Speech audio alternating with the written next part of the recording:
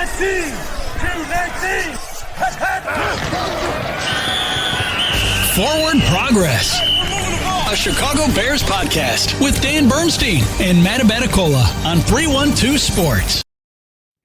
We give you Forward Progress here on 312 Sports. It is a Chicago Bears podcast, and it's brought to you by Beer Church Brewing, New Buffalo's brewery-pizzeria in a historic church, wood-fired Neapolitan pizza, small batch craft beer, brunch every day.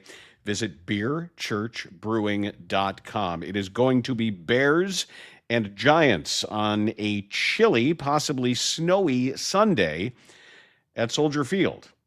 And we're looking at the injury report, and we've got a little bit of news I think we should probably start with, is the Bears have announced that TJ Edwards, the strong side linebacker, has undergone surgery to fix a broken hand. And he's going to be out for a bit. They are not putting him on IR, which means they're looking forward, weak side linebacker. They should look forward to having him back. And I don't know exactly what it means other than we'll see more of Noah Sewell and potentially now with the return of Amen Abong-Bemiga that he'll have an opportunity as well. But it's too bad. They had just gotten TJ Edwards back and now he's gone again. Yeah, and he's been playing exceptionally well and really has been the heart and soul of the defense after those first couple weeks, and the defense starting to look a little better, come together a little bit better, and he was, kind of leading it for him and making plays and helping shut down the run game as well too. So it is unfortunate that he's going to be out. Yeah, steps forward, steps back. We also got a little bit of a scoop from a friend who covers the Giants in New York who has told us that the Giants kicker, Graham Gano, who popped up on the injury report with a sort of a mysterious neck issue, that I guess he's out, and that they have signed Younghoe Koo to handle the place kicking duties for him. So the Bears not the only team that has been dealing with issues at that spot as well. Interesting. Yeah, and we had mentioned that we were going to visit with Charlotte Carroll of The Athletic, covers the Giants, and so unfortunately some things popped up there at the facilities today. Just couldn't allow her to get away to join us right now. And Charlotte, as a Chicago native, I know was looking forward to joining us and talking on the show. I think she said Beverly, right? Yep. Yeah, Beverly, longtime White Sox fan, and of course a big Pope Leo fan too, of course. But yeah, just couldn't pull away from her duties there at the facilities today to join us. So, but did share that little scoop with us, and so some more insider stuff from the Giants. Yeah, I'm looking at the weather forecast for Sunday, and just here's the latest that I have on my app that says intermittent snow showers and windy early, peaks of sunshine later, temps nearly steady in the mid-30s, winds northwest 20 to 30 miles per hour. Chance of snow 40%, higher wind gusts possible. Oh boy. Yeah. Oh boy. Should be a doozy of a game. Yeah. And when you look at both teams, the Bears and the Giants are in the top 5 of yards allowed per carry. So both defenses have struggled. I know the Bears have gotten a little better the last couple of weeks with some of their opponents. But for the Giants, they are actually a league leading yards per carried allowed. So hopefully the Bears can keep their running game on track as it has been the last couple of weeks. And the weather is going to probably dictate that run game is going to be relied upon much more, and being able to use the run game to build off of play action type opportunities and keep those shorter passes. I know one thing that we talked about in DBU was actually one of your picks for DBU, and I like your thought process behind it with DJ Moore and the yards. I think you took his over. I took the over receiving yards at 45.5. That was the number on my bookie.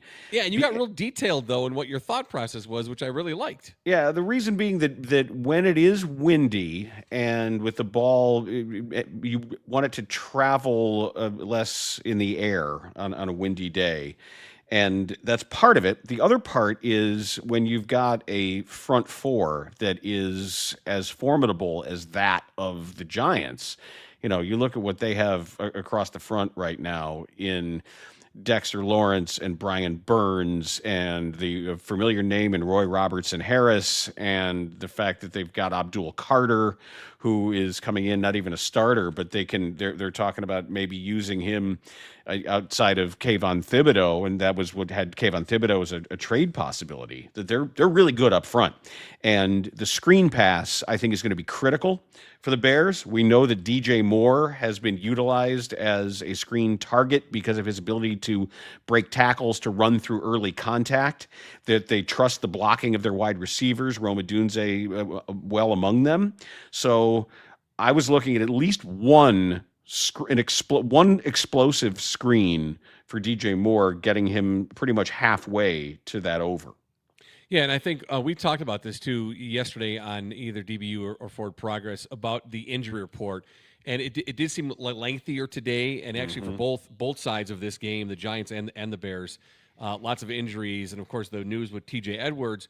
But I think get comfortable with how that's going to look throughout the rest of this season. That you're going to see a lot of guys there that are going to miss a day or two during the week just to get their bodies prepared to play on Sundays. Guys like Rome Odunze and DJ Moore. I think we're going to have to get more comfortable with that. And just looking again real quick at the yards per carry, the Giants are actually are worst in the NFL right now at 5.5 yards per carry. The Bears, Dan, we talked about them getting a little better. They're dropping down in their numbers now. With that game last week, the Bengals have jumped the Bears in yards per carry. So now the Bears are fourth worst in the league. So that would put them at 28th in the league in yards per carry at 5.1. The Bengals at 5.4.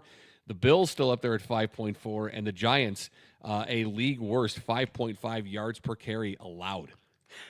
I'm going to go back to something I noticed yesterday when Ben Johnson was praising Darnell Wright's athleticism because of his cartwheel that you referred to as a cart right, because it's Darnell Wright. Well, it is a cart right from now on. Moving forward. We've decided that here and after it is a cart right. And he said that he's athletic, and they're looking forward to see what he can do, I'm paraphrasing, with or without the ball in his hands. Maybe this is the week. Maybe conditions are going to make it even more ripe for an opportunity to just let a big man rumble with it however they want to get it in his hands. So I circled that and just make sure that going in, I'm going to maybe put it on my voluminous notes just to say it is something that I'm looking for potentially if this becomes a ground slog due to conditions. You know, getting to know Ben Johnson, the head coach, as we have through these 8 games and 9 weeks of the season, 10 weeks of the season, do you think I think he's very calculated and deliberate in everything he does? Yep. And he didn't just throw that out there for no reason. It wasn't just a freebie that he gave up. He put that out there for a reason. And I believe, I mean, if we could look at my bookie, see if there's any numbers on it. I believe Darnell Wright will be at an offensive formation this year this game outside of the tackle position, something different. I believe that Darnell Wright will, at least one play within the lower half of the red zone, will be in motion one time. Okay. And here, this is something that Ben Johnson apparently just said to the assembled media who were asking about trick plays today. And he said every skill player was throwing the ball back to the equipment managers with a little bit of velocity and accuracy. So he's putting that out there as well. He wanted to say that. So his note being every skill player. Now, that doesn't include Darnell Wright, who wouldn't be among those who would be listed as a skill player, but just let the record show he is not shy about maybe having his counterparts consider some things. Now, I know what we saw in the game last week against the Bengals, and we talked about this earlier in the year, like how big Ben Johnson's playbook is and how large it was when he came and how he had to pare it down to what can we run and start adding to it. And we know he does that each week and adds other plays and different formations and routes. What do you like? We joked about it and said there's probably like 3,000 plays in his. Like, what do you think that guy really has? Well, it also. I mean, who know? He probably didn't even know. It's also because he knows. he doesn't look at trick plays. He wouldn't refer to them as trick plays. They're plays. Yeah. That anything in there is a play. Anything that's legal out of a legal formation with everybody properly declared eligible. I don't think he has a separate folder and says, "Oh, these are the silly circus things." I think he always has something to go to where if he finds the right look and if they've practiced it enough, that he's completely willing to call it, just like he's willing to call a dive play. So I like that he shared with the media today that all the skill position players were throwing the ball back to the equipment manager with some velocity and accuracy. Again, he's not just putting that out there just as a passerby and saying, "Hey, here's a freebie for you." There's a reason. It's deliberate. It's calculated. And now the Giants are like, "All right, well, we saw what they did against the Bengals. We need to be ready for this and this and this." I think we're going to see Darnell Wright in motion. One play. All right, I'm picturing Tony Medlin like receiving these. Ow, quit it, ow, stop, D-mid. And the coat drive has started, by the way. Coat drive. Yeah, do you think he was using the coat to like stop the balls from hitting him? He's as a shield. Covered in coats. Coats, yes. Everyone's throwing balls back so hard to him that he's all covered in used coats and then giving them away as game worn. I love it. There's several things that are on my list of Bears notes that I want to get to, and I do this in good fun and with all due respect. And this is with all due respect to Steve Greenberg of the Sun-Times, to Sean Hammond of the Tribune, to Courtney Cronin, our friend and guest here, to everybody who has written. The Coleston Loveland is just a normal small-town Idaho farm boy story. Please stop. I think we can retire this story. Please. I know he is from 2,000 miles away. He is from Gooding, Idaho. He had his best game as a Bear. He was NFC Offensive Player of the Week. But I get it. Everybody in Gooding, Idaho has always said he was going to grow up to be a great football player, and whatever the story is, he'd take the bales of hay off the back of the truck, or he was the best athlete in his class, and he's walks old ladies across the street, and he would knit somebody a cardigan sweater if they were cold. I get it. Thank you for your service in letting us know all about his small town upbringing in Idaho and how much Idaho loves him. We're good. We got it. It's sort of like this is getting to be like what they would call the Cletus safaris, where it was people going to various rural diners to talk politics, and enough people pointed out that everybody was doing the same story that it became kind of a joke. Just we're good on Idaho. You know, if you didn't know where he was from and you saw the post-game locker room stuff, you would probably guess. I mean, you would definitely say small town. You may not say Idaho, but you would definitely say small town. I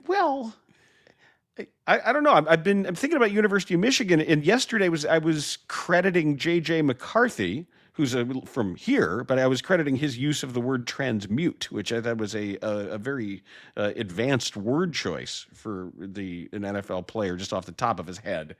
And so I don't know. I don't want to make any presumptions, but it was cute though. Have you ever been to Idaho?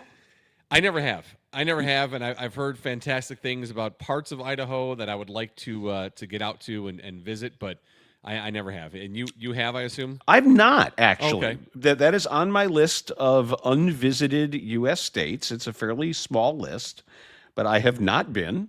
And because there was a CBA team, the Idaho Stampede, that started there after I was done with my CBA years. Otherwise, I obviously would have been. The same things that brought me to North Dakota and South Dakota and all of that. But I would love to, if anybody wants to invite me trout fishing in Idaho, I wouldn't necessarily turn it down. I hear there's pretty good. Where in Idaho would you want to go? I don't know where the trout are. Yeah, I just don't know. Supposedly- I don't know. I didn't even know the state well enough to know outside of Boise where you'd go in Idaho.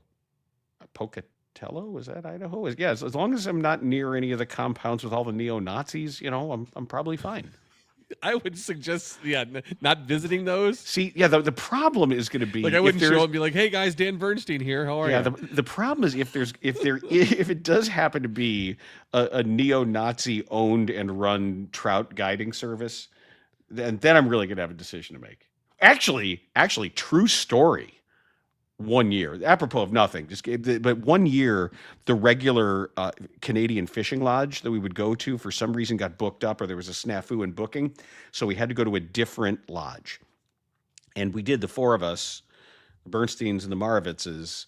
We ended up at a lodge that we found in the lodge there where we ate our meals. There was a bookcase, and the bookcase contained a lot of Nazi propaganda, and it featured displayed Nazi memorabilia, and it was we couldn't get out of there fast. I was like, okay, fishing fun. Okay, bye. Okay, thanks, bye. But it was a true story. What did what was the immediate reaction? Uh-oh. Yeah, okay. Because is right. Because we flew in. I mean, it's an isolated. It's not like you can just leave. It was a fly-in trip, so we were there.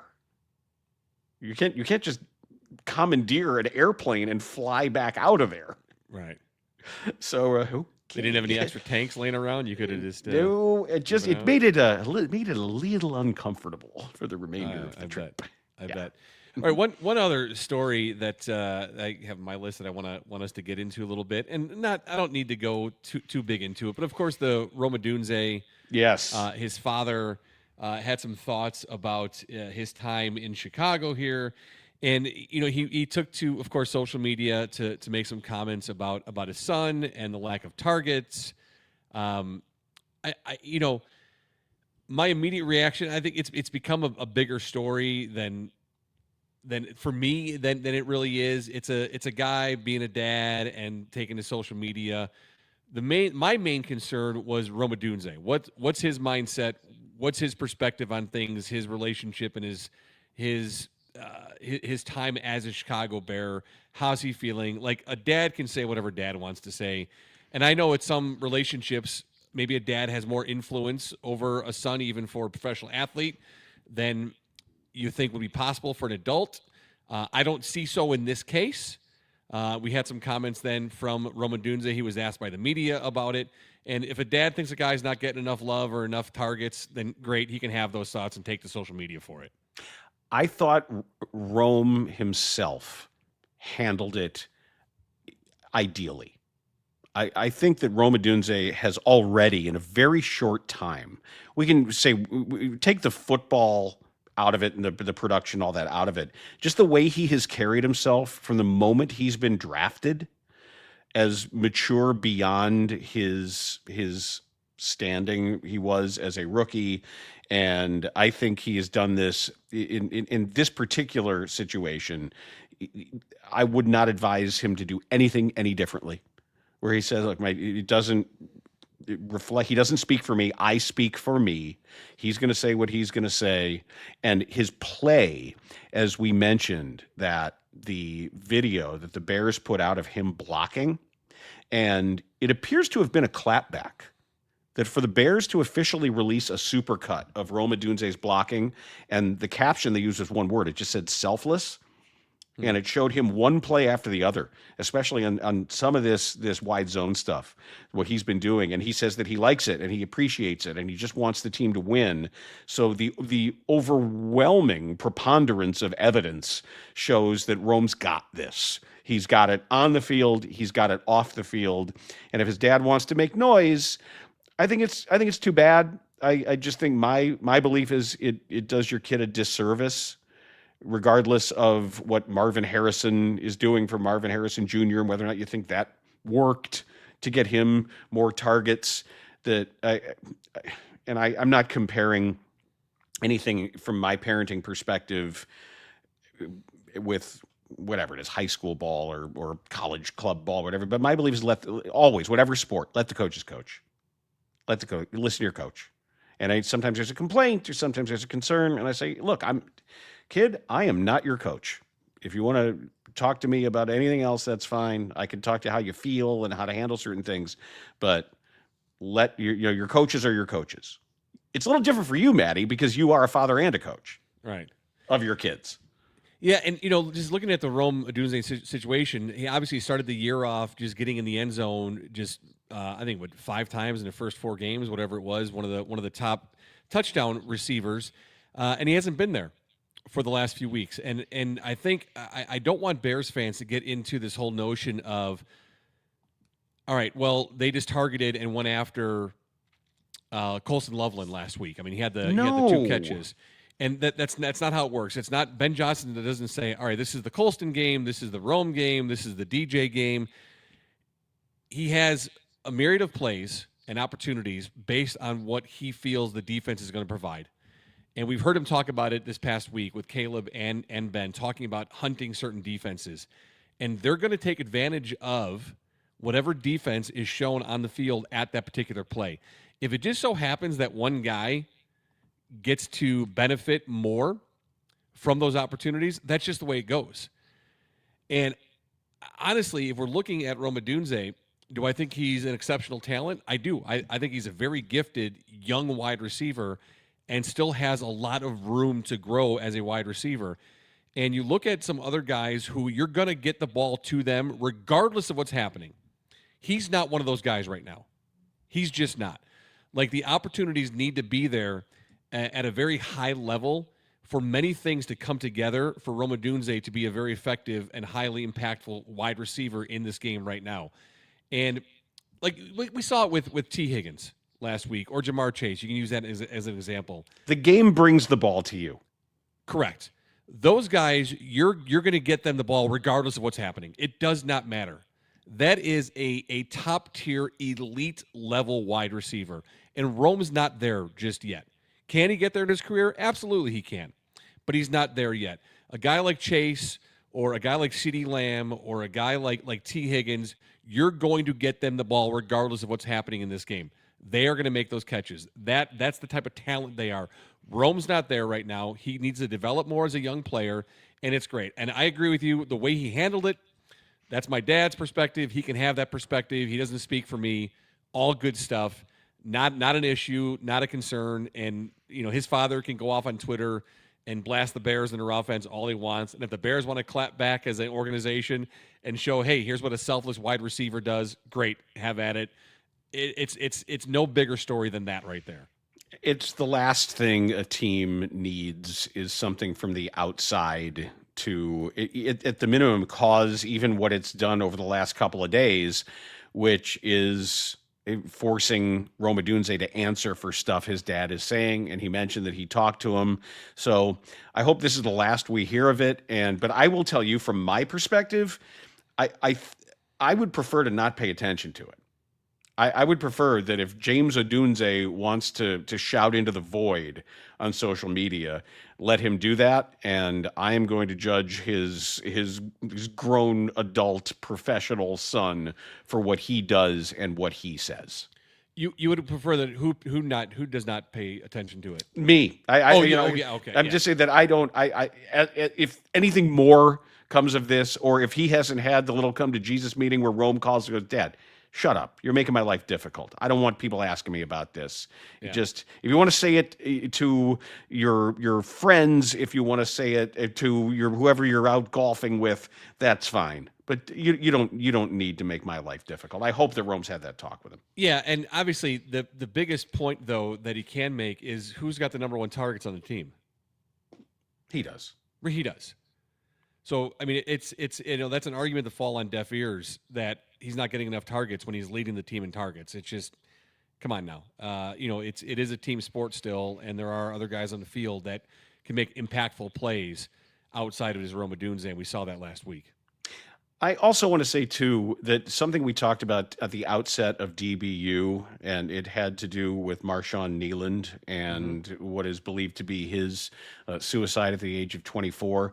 I don't want to spend too much time here, but I would just urge you, if you're interested in our comments on that, to just check out, say, the first 10 minutes of DBU today. And in this particular space, I would also like to mention that the most important thing I can do in regards to that NFL story is just to let you know that the National Suicide Prevention Lifeline is 1-800-273-8255. That's 800-273-8255.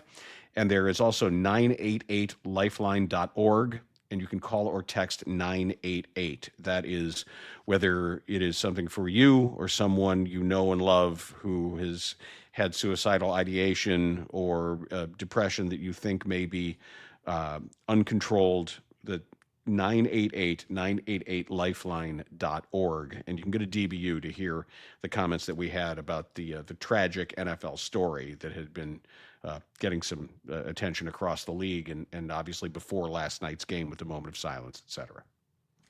Yeah, and last night's game did start Week 10 for us here in the NFL, and it was one that if you missed, you're okay for missing. Yes.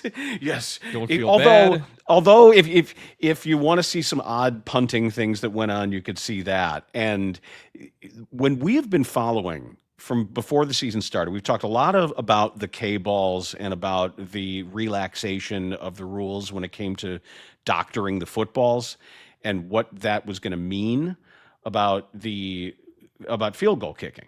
And I told you it would. I knew that it was going to make a huge difference in everything as far as the average field goal distance and what was going to be tried. I saw this note yesterday from Chris Cluey, who is on Blue Sky at Chris Warcraft. And people are saying, well, wait a second. Is it just place kicking? And there is a post here from Roger Sherman who says there's a lot made about how kickers are hitting from 70.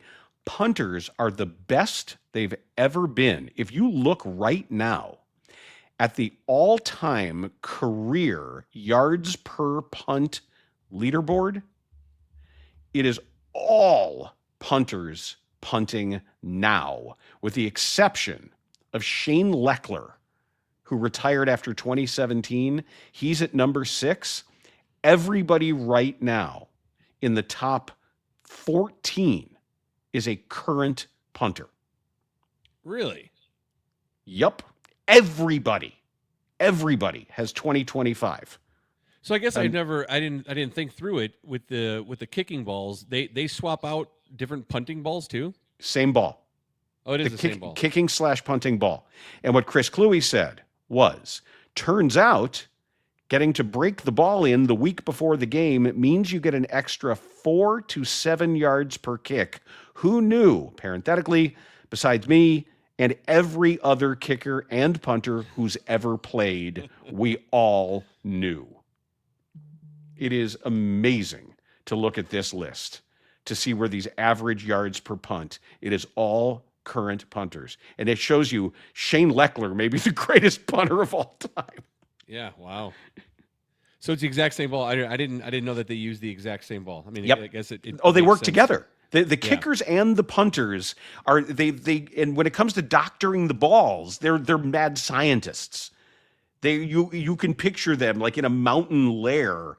They're warming the balls and cooling them and heat. They put them in the dryer. They squeeze the ends in. The Bears had a contraption. The Bears built it looked like giant chopsticks, but it was 2x4s with a fulcrum, and they would put the ball vertically in between the 2x4s, and they would sit on the top one. Picture giant chopsticks, and they would push down on it to make the ball rounder. That's what's happening. Wow. Yes. Wow is right. Yeah, and you called that before the season even started. You brought that article to the show to talk about and discuss and how it was going to have a significant impact on what the kickers do in the game. We're certainly seeing that now, and that's sad about kicking. The punting is that's unbelievable too. Yep. That's crazy. It is so amazing. Last night's game, Broncos 10-7 over the Raiders. We have a Berlin game Sunday morning, I should say. So that's 8:30 football for us, which I do love those early games to get up and get your coffee going and sit and watch some early football. So Colts and Falcons in Berlin. Rest of Week 10, Panthers and Saints, Giants and Bears, of course, Jaguars and Texans, Bills and Dolphins, Ravens and Vikings, a game to keep an eye on, that one in Minnesota. Browns and Jets, that's where I have my DBU pick on. Browns -2 on that game. Patriots and Buccaneers, another fun one to watch for the noon games to keep an eye on. Later afternoon games, Cardinals and Seahawks, Rams at 49ers. And then I'm sure this one will be the majority of what we see, the Lions and the Commanders game. Very different game, though, with Jaden Daniels landing on the IR with that elbow injury. Lions and Commanders. You mentioned the Berlin game. It is significant for another reason. It is a Fox game, and that is Adam Amin who is going to be doing that game. However, he's apparently going to be paired with Drew Brees. Oh. Because Mark Sanchez has now officially been fired by Fox Sports. According to multiple reports, including both The Athletic and Awful Announcing, Fox Sports has officially parted ways with Mark Sanchez. They said, "We can confirm Mark Sanchez is no longer with the network. There will be no further comment at this time." Drew Brees will work as an analyst the rest of the year. He is signed up to call games through at least next season. So we don't know if it's coincidental that Brees all of a sudden had his schedule clear and became available, or Brees was always there in case of emergency break glass, or maybe they're putting him in a year or two early, but they have made that move. And it is Drew Brees that has been elevated to that position alongside Adam Amin.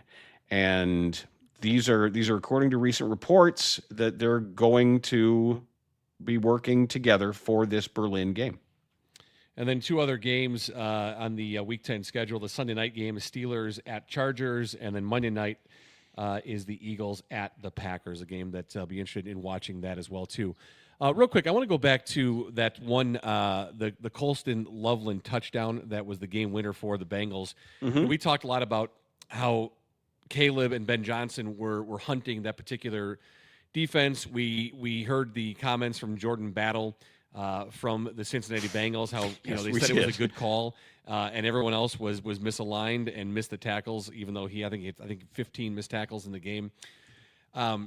Going back and watching that play again too, and going through some video on some things, not only did they get the right call where they had the center of the field was open, you had the two deep safeties, but they had the cornerbacks, obviously with the time in the game where it was with the time left and no timeouts, the cornerbacks were also pressing on the outside.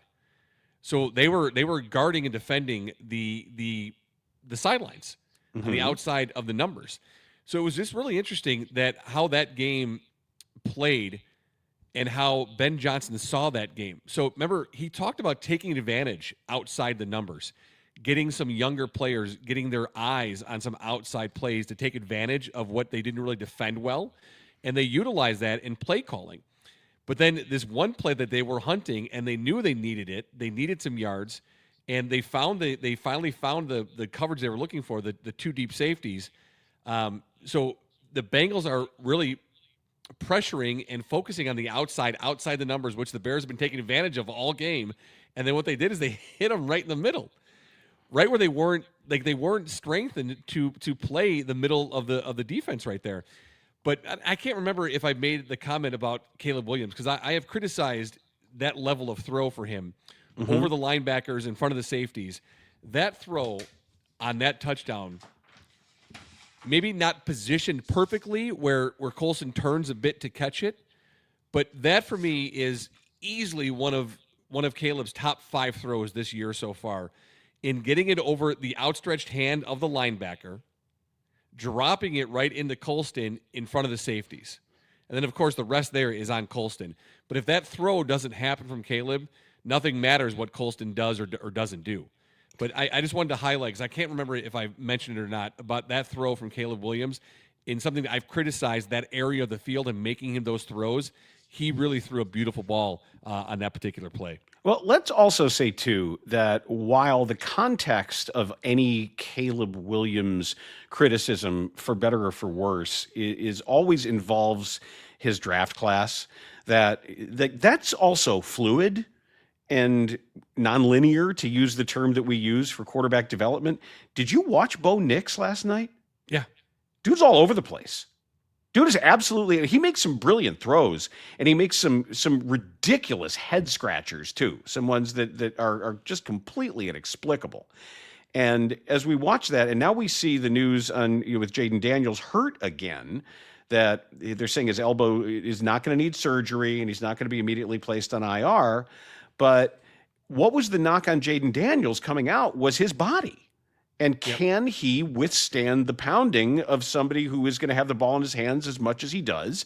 And so far, the issues on chronic injury, that's proven true as well for Jaden Daniels. Now, Drake May has been brilliant and might be part of getting his coach of the year and maybe even his coordinator yet another chance at a head coaching job. But just be mindful of that, of everything that we see. And I've seen Bo Nix look great before. Last night was not one of those times. Because there were some simple basic throws that he was missing by a lot. So I'm not saying this with any other grand conclusion other than it's not only Williams himself, but it's everybody else involved in some of the comparisons within the cohort that we have to keep that in mind. Yeah, and I will say, too, after last night's game, even though the clincher for me was the Minnesota win in Detroit, but last night's game proved it true, too, that I am 100% fully bought into the blob. And I'm done looking ahead at anything in this particular season.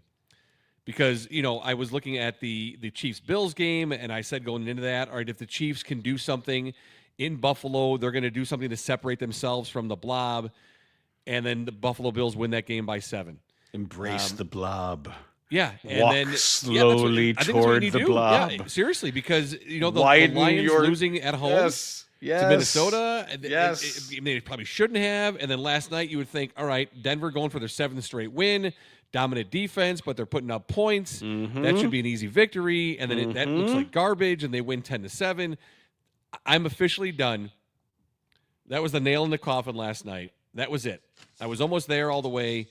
That was it. I'm done looking ahead. I'm going to receive each game as it comes to me, and whatever happens, then we'll talk about it, because I can't predict anything with the blob this year. There is peace in the blob.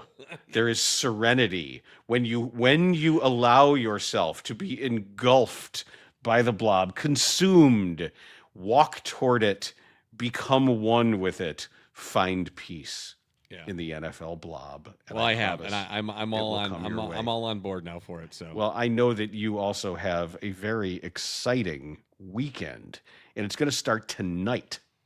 You yourself, Matt Abaticola, as I understand it, you are going to be headed at some point soon, this afternoon perhaps, to Southwest Michigan, to New Buffalo, Michigan. Oh, buddy, when we finish up this stuff and I get my stuff done, car's getting packed and heading out. And you are going to see the light. You are going to walk into Beer Church Brewing in New Buffalo, and you're going to experience everything. So all I can say is enjoy. I wish I could experience it for the first time again, but there's still stuff left on the menu that I'm going to try. And it's absolutely worth a special trip, or if you are heading out there for a fall trip or whenever you head in that direction, it's an easy stop in New Buffalo at Beer Church.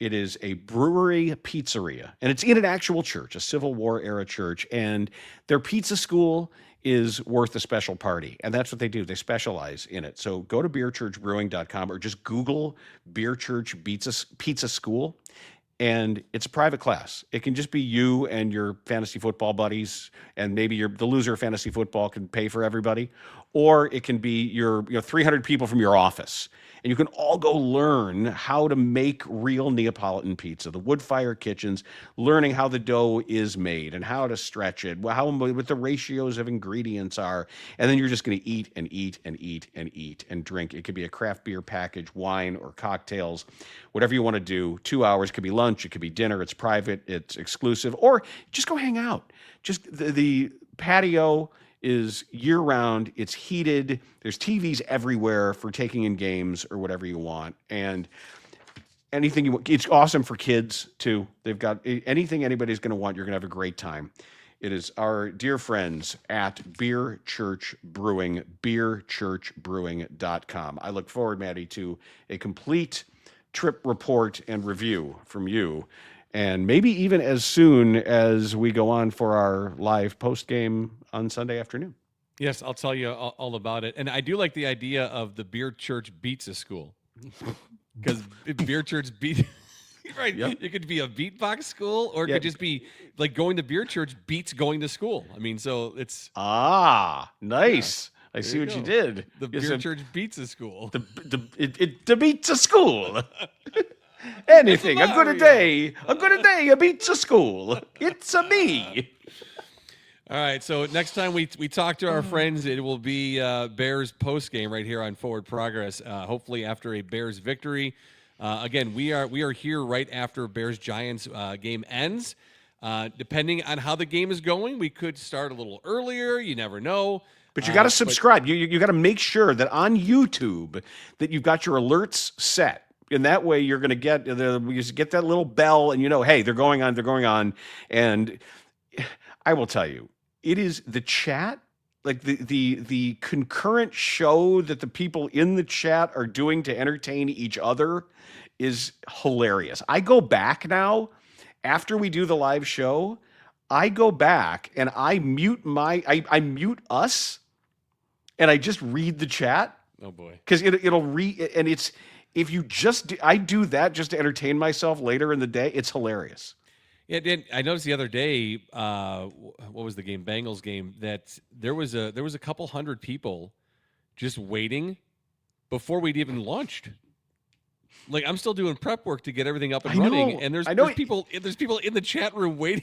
I know, and we were getting, like, I'm putting my papers together, I'm getting all this stuff together, and people are waiting and commenting. I'm like, give me.